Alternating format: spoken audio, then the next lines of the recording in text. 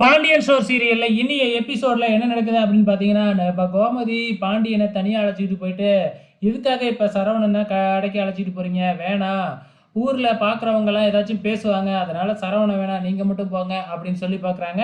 ஆனா பாண்டியன் இருந்துகிட்டு, "எதா இருந்தாலும் நான் பார்த்துக்கிறேன்." அப்படின்னு சொல்லி சரவணன அழைச்சுக்கிட்டு போறாங்க. இந்த பக்கம் மீனா ஆபீஸுக்கு போகாம நேரா எங்க போறாங்க அப்படின்னு பார்த்தீங்கன்னா, தங்கமயிலோட வீட்டுக்கு தான் போறாங்க. இத யாருமே எதிர்பார்க்கவே இல்ல. அதுக்கப்புறம் தங்கமயிலுக்கு போய் ஆறுதல் சொல்லிக்கிட்டு இருக்கிறாங்க. இதுக்கப்புறம் நான் அந்த வீட்டுக்கு வருவேனா? மாமா வேற எனக்கு டைவர்ஸ் பண்றேன், டைவர்ஸ் பண்றேங்கிற மாரி சொல்லிக்கிட்டு இருக்கிறாரு. நீ கொஞ்சம் எடுத்து சொல்லக்கூடாதா? அப்படின்னு தங்கமயில் சொல்லிக்கிட்டு இருக்கிறாங்க. அவ்வளோ சீக்கிரம்லாம் டைவர்ஸ்லாம் பண்ண மாட்டாங்க. எனக்கு தெரிஞ்சு இப்பொழுதைக்கு இந்த பிரச்சனைய அப்படியே ஆற போட்டுட்டு, அதுக்கப்புறம் கொஞ்சம் கொஞ்சமா தான் நம்ம அவங்க மனச மாத்த பார்க்கணும். நீங்க உன் வயசு பெருசானதெல்லாம் பிரச்சனை இல்ல.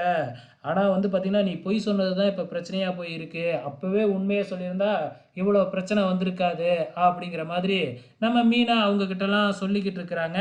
அதுக்கப்புறம் என்ன நடக்குது, தங்கமயிலோட அம்மா இருந்துகிட்டு, "இப்ப நல்ல வேளை நகை விஷயம் இன்னும் அவங்களுக்கு தெரியல. அத மட்டும் சொல்லிடாதீங்க." அப்படிங்கிற மாதிரி கெஞ்சிக்கிட்டு இருக்கிறாங்க. "நாங்கலாம் எதுவுமே சொல்லல." அப்படிங்கிற மாதிரி சொல்லிக்கிட்டு இருக்கிறாங்க. ஆனா அப்கமிங்ல எனக்கு தெரிஞ்சு அத வச்சு தான் பெரிய பிரச்சனையே வரப்போகுதுன்னு நான் நெனைக்கிறேன். ஸோ இது ஒரு பக்கம் நடந்துகிட்டு இருக்கிறப்ப, நம்ம சரவணன அழைச்சுக்கிட்டு பாண்டியன் கடைக்கு போற வழியில டீ குடிக்கிறாங்க. நம்ம கோமதி சொன்ன மாதிரியே கடையில இருக்கிறவங்கலாம், "எதுக்கு இப்படி வாழ வந்த பொண்ண அடிச்சு தொரத்துறீங்க?" அப்படிங்கிற மாதிரி கேள்வி மேல கேள்வியா கேட்டுக்கிட்டு இருக்கிறாங்க. அந்த இடத்துக்கு வர்ற சக்திவேலு வந்து பார்த்தீங்கன்னா, வேணும்னே கிண்டல் பண்ண, பாண்டியன் கோவப்பட, அதுக்கப்புறம் சமாதானம் பண்ணி நம்ம சரவணன் பாண்டியன அழைச்சுக்கிட்டு போயிடுறாங்க. இந்த பக்கம் கோமதியும் வந்து பார்த்தீங்கன்னா, நடந்ததையே நினைச்சு சரவணனோட வாழ்க்கை இப்படி போயிடுச்சே அப்படின்னு ஃபீல் பண்ணிக்கிட்டு இருக்கிறாங்க. ஸோ கோமதிக்கு ஆறுதலா நம்ம ராஜியும், கதிரும் தான் அட்வைஸ் பண்ணிக்கிட்டு இருக்கிறாங்க. அப்கமிங்ல என்ன நடக்க போகுது அப்படிங்கிறதை பொறுத்திருந்து பார்க்கலாம்.